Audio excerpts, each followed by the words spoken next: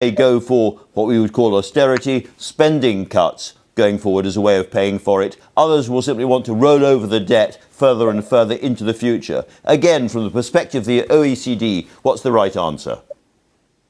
That's the economic consequences of the virus, of the crisis. Yes. But first, governments have a duty to protect.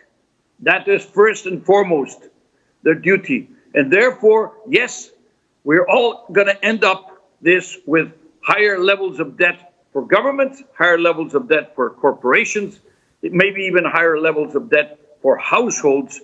But that is a price we're all going to have to pay in order to deal with the crisis itself, and also, hopefully, to avoid a second wave. Can I ask you a very simple, possibly a silly question? If everybody owes a lot of debt, who do they owe it to? It will depend.